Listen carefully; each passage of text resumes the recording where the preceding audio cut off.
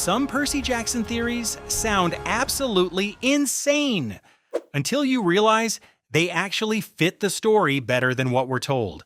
Because once you start looking closely, things don't line up the way they should. You'll want to hang around till the end for this one.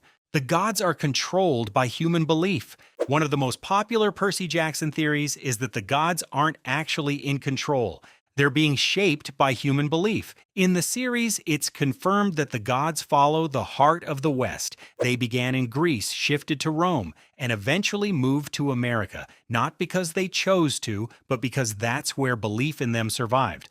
And it doesn't just affect where they exist, it affects who they are. The same god can exist in completely different forms. Zeus becomes Jupiter, Ares becomes Mars, and those versions don't just have different names. They have different personalities, priorities, even values, which suggests something bigger. The gods don't have fixed identities because they change depending on how humans see them. That means their power, their personality, and their role in the world isn't entirely their own. It's being rewritten over time. So instead of gods shaping civilization, civilization is shaping the gods. This isn't confirmed outright, but the clues start to stack up. And once you look at it this way, the gods start to feel a lot less in control than they seem. And if the gods aren't fully in control, then the thing that's supposed to guide everything might not be either. The Great Prophecy didn't choose Percy. The idea that Percy was always the chosen one sounds simple, but the prophecy doesn't actually work that cleanly. There's a theory that challenges that completely. The prophecy didn't choose Percy. A decision did. The Great Prophecy speaks of a child of the Big Three born at a specific time who would decide the fate of Olympus. Percy fits those conditions, but he's not the only one. Thalia Grace also qualifies. She's the daughter of Zeus, born within the same time frame, and her story intersects with the prophecy early on. The only reason she doesn't fulfill it is because she joins the Hunters of Artemis, which removes her from the equation entirely. And that changes everything, because it means the prophecy wasn't locked onto Percy from the start. There were multiple possible outcomes, multiple possible heroes. Percy only becomes the chosen one because the path narrows around him, not because fate singled him out from the beginning, which suggests something bigger. Prophecies in Percy Jackson don't point to one fixed future. They create a set of possibilities.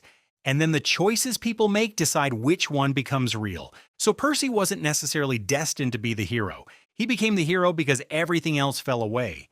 Obviously, they don't tell us directly, but the setup is right there in the story for us Percy-obsessed folk to see, and it makes the idea of chosen one a lot less certain than it first seems. Right. Now we're cranking things up a bit and diving deeper. Percy's powers are breaking the rules. One of the most talked about Percy Jackson theories is that Percy's powers go beyond what a son of Poseidon should be able to do.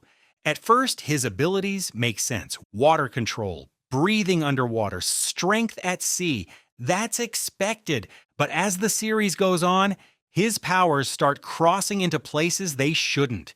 In Tartarus, Percy controls poison, not water. Poison. Something that has nothing to do with the sea, and something that even he's disturbed by when it happens. He also manipulates the rivers of the underworld. Not just normal water, but something tied to death itself. And each time he taps into these abilities, there's a shift. He becomes more ruthless, more willing to do whatever it takes. Even Annabeth Chase notices it, which is where the theory comes in. Percy isn't just becoming stronger, he's stepping outside the natural limits of what a demigod is supposed to be. Like the rules that define his powers don't fully apply to him, and that raises a bigger question. If Percy can cross those boundaries, what's actually stopping him from going even further? The theory isn't confirmed, but come on, the moments are real, and they suggest Percy's power might not be as controlled as it looks. And Percy isn't the only one pushing past his limits, because for some demigods, that power comes at a huge cost. Nico di Angelo is losing his humanity. One of the darkest Percy Jackson theories is that Nico isn't just using the power of the underworld, he's slowly becoming part of it. As the son of Hades, Nico's abilities are tied directly to death.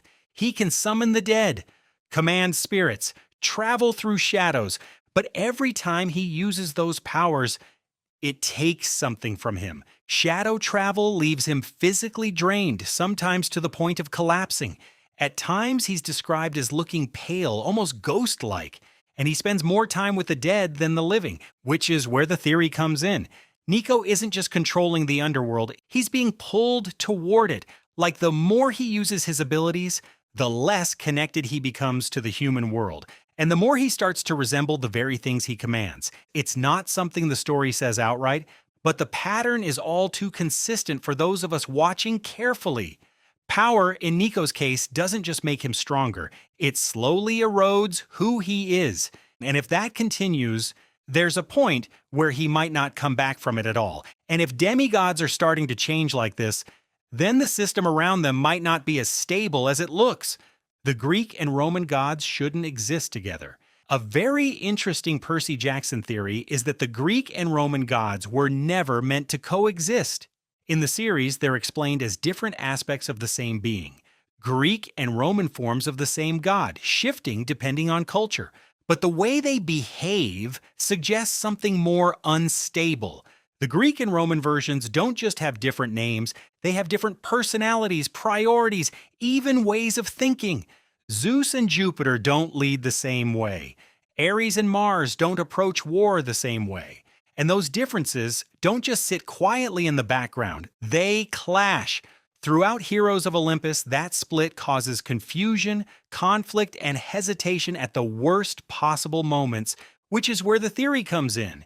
These aren't just two sides of the same identity, they're two systems that have been forced together, held in place by belief, but not fully compatible, like something that works on the surface, but starts to break under pressure. And when that pressure increases, the cracks start to show. The theory isn't confirmed directly as such, but the instability is, and it suggests the Percy Jackson world isn't built on something solid. It's built on something that's trying to hold itself together. Now, the next theory has a lot of fans divided. It's definitely controversial.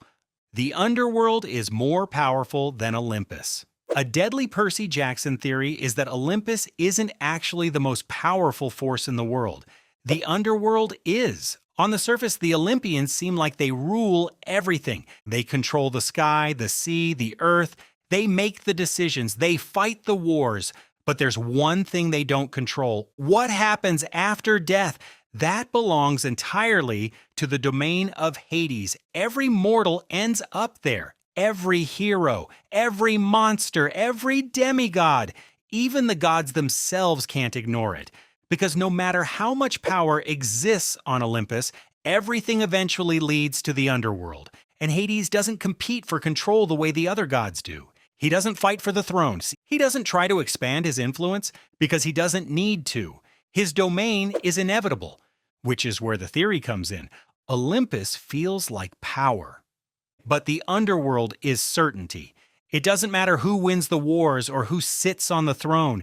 In the end, everything passes through the same place, and that makes it the one part of the world the Olympians can't rise above.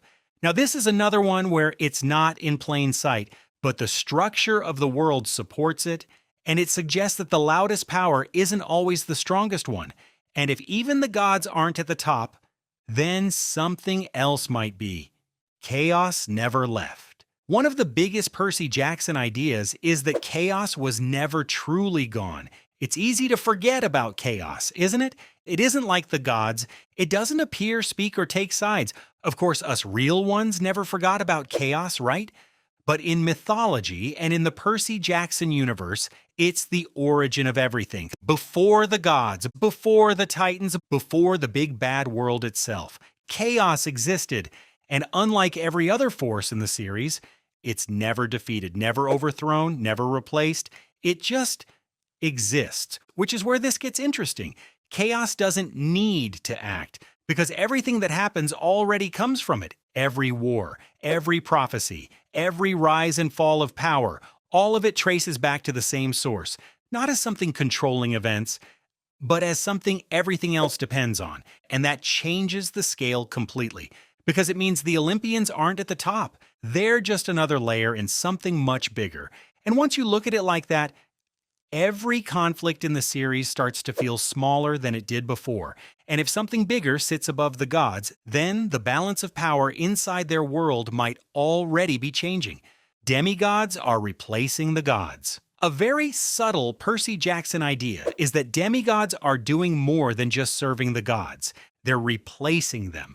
At the start of the series, the Olympians seem like the ones in control. They make the decisions, they set the rules, they hold the power. But when real threats appear, they don't handle them. The demigods do. Percy defeats Ares in direct combat. He's the one who faces Kronos. The giants, who were created specifically to oppose the gods, are only defeated when demigods step in. Again and again, the same pattern shows up. The gods give orders, but they rely on demigods to actually solve the problem. And over time, that reliance grows. The stakes get bigger, the enemies get stronger, and the gods become more distant, which is where this idea starts to form. Demigods aren't just helpers, they're becoming the ones who actually protect the world, the ones who act, the ones who decide outcomes. And if that continues, the role of the gods starts to feel less central. Not gone, but no longer dominant, because the balance of power isn't where it used to be. It's shifting, and the story shows it happening in real time. And when you put all of this together, it stops feeling like separate theories. The Percy Jackson world is breaking. Now stay with us here, it's not literally falling apart. Individually, each of these ideas explains something small, but together, they point to something much bigger. The gods are shaped by belief. Prophecies don't fix the future. Power is crossing its natural limits. The Greek and Roman system is unstable. The underworld sits outside their control. And something older still exists beyond all of it. That Season 3 is too far away for our liking. None of those things break the world on their own, but combined, they start to look like a system under pressure. Like something that was never as stable as it seemed. Because the more you look at it, the more cracks start to appear. The gods aren't fully in control, the rules aren't as fixed as they should be, and the balance of power keeps shifting. Not suddenly, slowly, quietly, like something is changing underneath it all. And the story never steps back and says it outright, but it doesn't need to, because the pattern is already there. And once you see it, it's hard to look at the Percy Jackson world the same way again. Now it's your turn. Which one of these theories changes how you see the Percy Jackson world the most? Let us know in the comments. We'll be responding to the best ones.